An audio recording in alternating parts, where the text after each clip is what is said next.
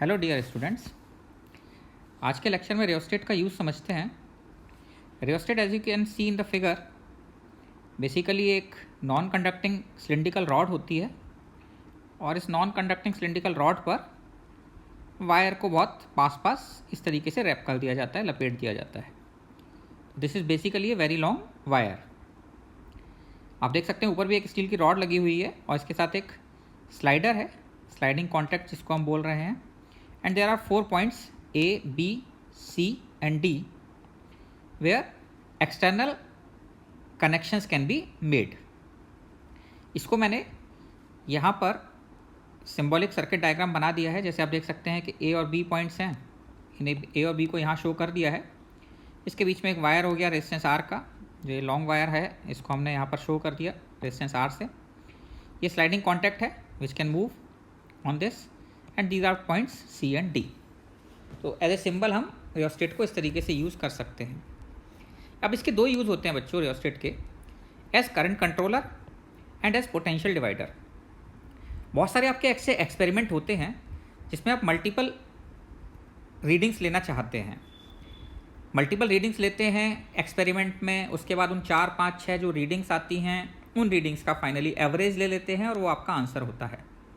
जब भी हम कोई एक्सपेरिमेंट करते हैं तो बेसिकली यही होता है कि हम एक ही रीडिंग नहीं लेते हैं बल्कि मल्टीपल रीडिंग्स लेते हैं। और मल्टीपल रीडिंग्स में बहुत सारे ऐसे केसेस हो सकते हैं जहाँ पर कि आपको रेजिस्टेंस को चेंज करके बार बार रीडिंग लेनी हो। रेजिस्टेंस चेंज किया, फिर एक रीडिंग ली, फिर रेजिस्टेंस चेंज किया, फिर दूसरी रीडिंग ली, फिर रेजिस्टेंस चेंज किया, फिर तीसरी रीडिंग ली। लेकिन वो रेजिस्टेंस कितना है एग्जैक्टली जो आपने लगाया, हो सकता है उसकी आपको ज़रूरत ना हो। तो अगर आपके पास कोई ऐसा एक्सपेरिमेंट है जिसमें कि आप रेजिस्टेंस चेंज करना चाहते हैं और उस रेजिस्टेंस की ज़रूरत पड़ती है, तब तो रेजिस्टेंस बॉक्स यूज़ कर लिया जाता है। लेकिन अगर रेजिस्टेंस की ज़रूरत नहीं है कैलकुलेशन में, तो वहाँ पर हम रियोस्टेट यूज़ कर सकते हैं एज करंट कंट्रोलर। तो this is used when we want to take multiple readings in an experiment by changing resistance, but actual value of resistance is not required. ध्यान रखिए, एक्चुअल वैल्यू ऑफ रेजिस्टेंस अगर required होती है तो resistance box use किया जाता है, otherwise हम रियोस्टेट यूज़ कर सकते हैं। इसको कैसे यूज़ कर सकते हैं, मैंने यहाँ पर आपको ये दिखाया कि अगर आप A और D के बीच में, सपोज़ यहाँ से A से एक वायर लगा दिया आपने पॉइंट पर और इनपुट A पर ले लिया और आउटपुट D पर ले लिया। तो अगर आपने इनपुट A पर ले लिया और आउटपुट D पर ले लिया तो बेसिकली ये जो यहाँ पर एक स्लाइडिंग कॉन्टैक्ट था, इसने इस पूरे रेजिस्टेंस को 2 पार्ट में डिवाइड कर दिया, R1 एंड R2, पूरे वायर का रेजिस्टेंस। तो आपने अगर इसको A और D के बीच में ले लिया तो करंट इस तरीके से फ्लो होगा और इस सर्किट में ये एक्सटर्नल रेजिस्टेंस R1 ऐड हो गया। अब अगर आप कॉन्टैक्ट को इधर मूव कराते जाएंगे तो R1 की वैल्यू बढ़ती चली जाएगी। तो आपने एक बार ये लगा दिया, तो आपने एक बार कॉन्टैक्ट को इस पॉइंट पर रख के रीडिंग ले ली, फिर कॉन्टैक्ट को इस पॉइंट पर रख के रीडिंग ले ली, फिर कॉन्टैक्ट को इस पॉइंट पर रख के रीडिंग ले ली, फिर कॉन्टैक्ट को इस पॉइंट पर रख के रीडिंग ले ली। तो आप क्या करते जा रहे हैं, बेसिकली R1 जो वैल्यू आपने ऐड की थी उसको बढ़ाते जा रहे हैं सर्किट में, R2 कम होता जा रहा है। तो इस तरीके से आपने सिंपल तरीके से एक रेजिस्टेंस को यूज़ कर लिया और इस स्लाइडिंग कॉन्टैक्ट को मूव करा के उस रेजिस्टेंस की वैल्यू चेंज करते जा रहे हैं और मल्टीपल रीडिंग्स लेते जा रहे हैं। आप इसमें कहाँ कॉन्टैक्ट आप ले सकते हो, मैंने आपको समझाने की कोशिश की है। एक तो ध्यान रखिए, इसका जो सिंबल होता है कहीं पर आप देखते होंगे कि किसी एक्सपेरिमेंट में इस तरह का सिंबल बना होता है। इस तरह का सिंबल बना होने का मतलब वहाँ पर रियोस्टेट को एज करंट कंट्रोलर यूज़ किया गया है। आप इनपुट और आउटपुट A और D के बीच में ले सकते हैं। अगर आप A और D के बीच में ले रहे हैं तो रेजिस्टेंस R1 यूज़ होगा। अगर आप A और C के बीच में इनपुट लें तो भी R1 रेजिस्टेंस ही यूज़ होगा। तो A एंड D और A और C के बीच में आप इनपुट और आउटपुट ले सकते हैं, R1 ऐड हो जाएगा। इसी तरीके से आप C और B के बीच में अगर इनपुट एंड आउटपुट लेते हैं तो R2 यूज़ हो जाएगा, और अगर B एंड D के बीच में लेते हैं तो भी R2 यूज़ हो जाएगा। तो आप इनपुट, अगर आपसे पूछा जाए इनपुट किस किस के बीच में लगाया जा सकता है, इनपुट आउटपुट, तो आपके पास 4 ऑप्शंस हैं। AD के बीच में लगा सकते हैं, AC के बीच में लगा सकते हैं, CB के बीच में लगा सकते हैं और DB के बीच में भी लगाया जा सकता है इनपुट एंड आउटपुट। तो ये तो इसका यूज़ हो गया एज करंट कंट्रोलर। इसी तरीके से कुछ केसेस में हमें पोटेंशियल डिवाइडर की तरह इसको यूज़ करने की ज़रूरत पड़ती है। तो सबसे पहले तो ये समझें कि पोटेंशियल डिवाइडर का सिंबल ये होता है। कहीं कहीं पर आप सर्किट में देखेंगे कि ऐसे करके बना दिया जाता है, इसका मतलब वहाँ रियोस्टेट को पोटेंशियल डिवाइडर की तरह यूज़ किया गया है। पोटेंशियल डिवाइडर की तरह इसको कब यूज़ करते हैं, अगेन अगर हमें मल्टीपल रीडिंग्स लेनी है या हम कोई वोल्टेज लगाना चाहते हैं किसी एक्सपेरिमेंट में, मान लीजिए हमें 10 वोल्ट की बैटरी लगानी है, 10 वोल्ट यूज़ करना है, लेकिन बैटरी हमारे पास 20 वोल्ट की है। तो अगर 20 वोल्ट की बैटरी है और हमें 20 वोल्ट से कम यूज़ करना है एक्सपेरिमेंट में, तो हम क्या कर सकते हैं, इसको पोटेंशियल डिवाइडर की तरह यूज़ कर सकते हैं। उस केस में हम क्या करते हैं कि 20 वोल्ट जो बैटरी का पोटेंशियल डिफरेंस है वो इस रेजिस्टेंस पे डिवाइड कर देते हैं।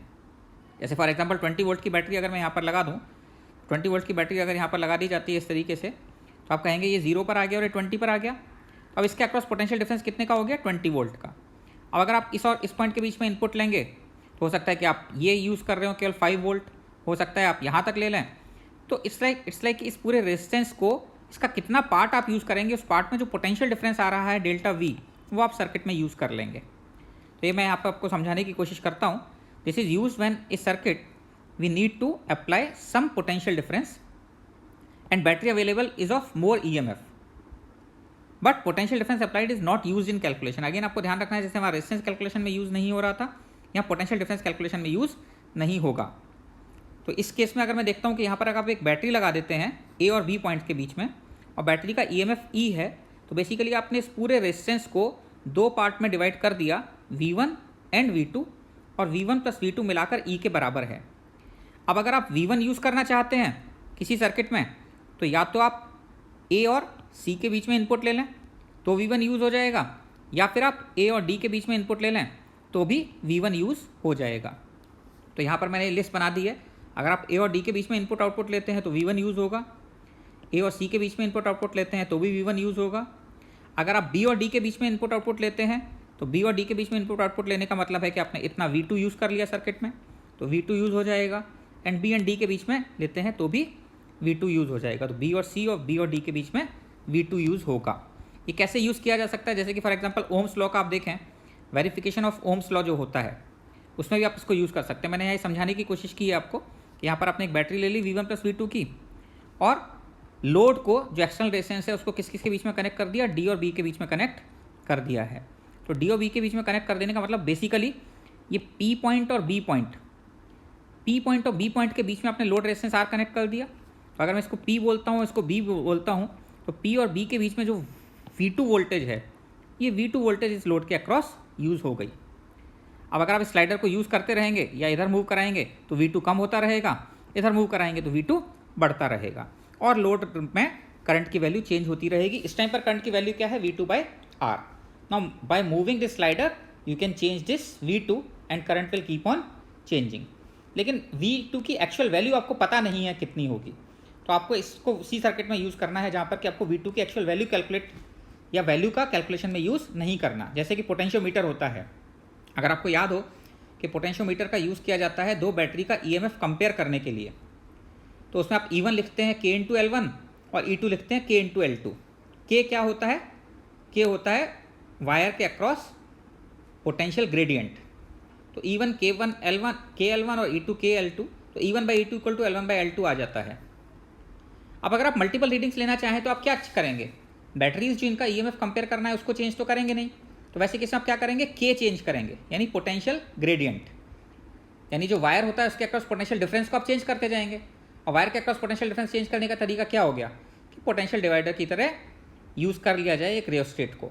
तो जिस बैटरी का पोटेंशियल आपको डिवाइड करना है उसको रियोस्टेट के अक्रॉस लगाकर, और कितना भी पोटेंशियल यूज़ किया जा सकता है, लेकिन उस पोटेंशियल का आप कैलकुलेशन में यूज़ नहीं कर रहे बिकॉज आप रेशो ले रहे हैं। तो रेशो लेने में K कैंसिल हो जाता है, और K अगर कैंसिल हो जाता है तो बैटरी के एक्चुअल पोटेंशियल की ज़रूरत नहीं पड़ी।